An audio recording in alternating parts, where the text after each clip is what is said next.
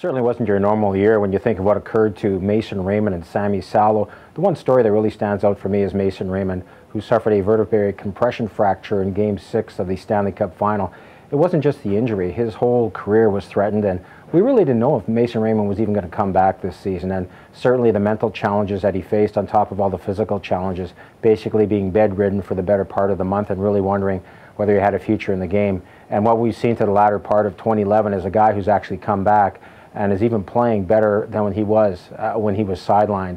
Maybe it's the joy of the game and not worrying so much about his day-to-day stuff and just finding a zest for the way he used to play, because his play has been absolutely remarkable. And you can say the same about Sami Salo. Here's a guy who had an off-season Achilles heel rupture, and there was the same concern last season whether Sami's career was over at age 36, because quite frankly, a lot of athletes have had to retire from that sort of an injury. But come February, Sami came back.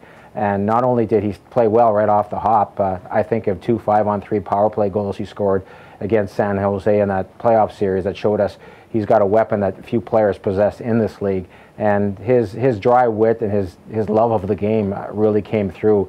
If the Canucks ever do get to that holy grail and actually win it, I'm really hopeful that he might be the guy to give the cup to first. On another point, speaking of the Stanley Cup, Game 7 here, against the Chicago Blackhawks. I've been doing this for a long time. I've never really sensed or seen an arena like that where every play, every shift was greeted with a lot of angst, because we really didn't know what was going to occur. Not only did the Blackhawks force overtime, when Alex Burrows finally settled the issue and they exercised the ghost that is the Blackhawks, it was a watershed moment for the franchise, because quite honestly, had they lost that game, had Roberto Luongo not made that remarkable overtime save off Patrick Sharp, you could argue that what good are players at affordable salaries over long term if they can't win when it matters the most? And they got over that, and the team you see today is very familiar. Had they lost that game, it wouldn't be. And one other thing that I was really happy for last year, Marcus Naslund had his jersey retired.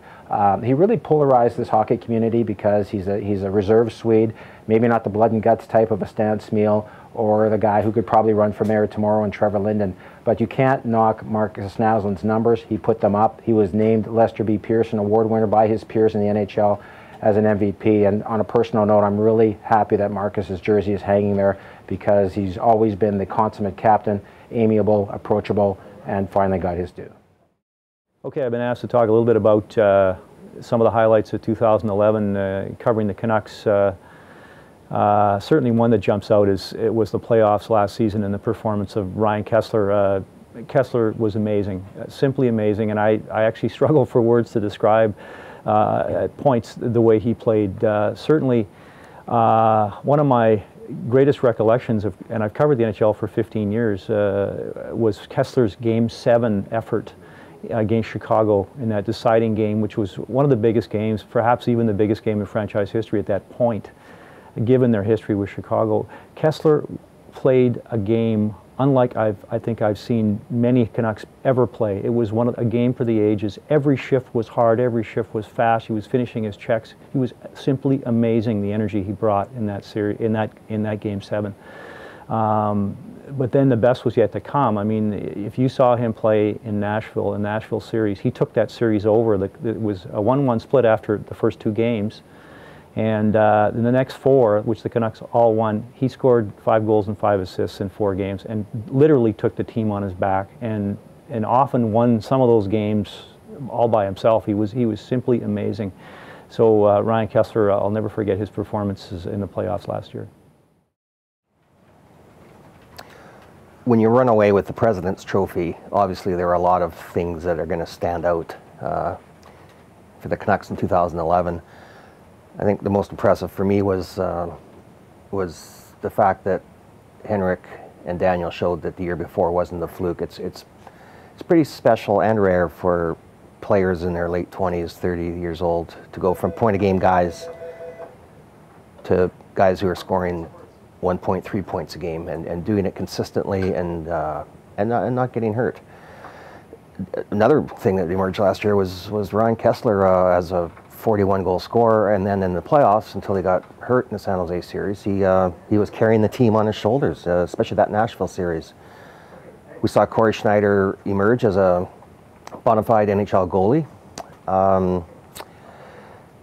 And you know, Chris Tanev showed some nice things too last year. He's tearing it up in the AHL right now, and I expect you know, him to be a big part of the Canucks maybe next year, but certainly down the road. I also expect next year Cody Hodgson to start playing more of an integral role with the team. You know, they have the luxury of bringing him along slowly. And as far as the team, I see no reason why they can't be back in the you know, representing the Western Conference in the Stanley Cup Final again. With the riot following the Stanley Cup Final, obviously everyone has talked about the highlight of the year being that run to the Cup Final, but I think really you have to say that the highlight of the year, as far as the Vancouver Canucks were concerned, was that extraordinary season they had, which ended with a ridiculous number of points, them being 10 points ahead of everybody else in the league, and demonstrating their superiority beyond the shadow of a doubt. They obviously had great playoffs, although I think they actually blew the Stanley Cup in many ways in that first round when they didn't finish Chicago off in 4 games. They had the opportunity to finish them off, go and rest, and get ready for the rest of the playoffs. Instead, they played 3 more games. Imagine where this team would have been had they played 3 more games healthy. In other words, they had Dan Hamhuis to take into Boston for all 3 games. Makes a huge difference, but that's obviously a huge highlight, and the fact that this team is so strong and it's ongoing strong, so I expect that they will have a couple more kicks at the cat at least before it's all over.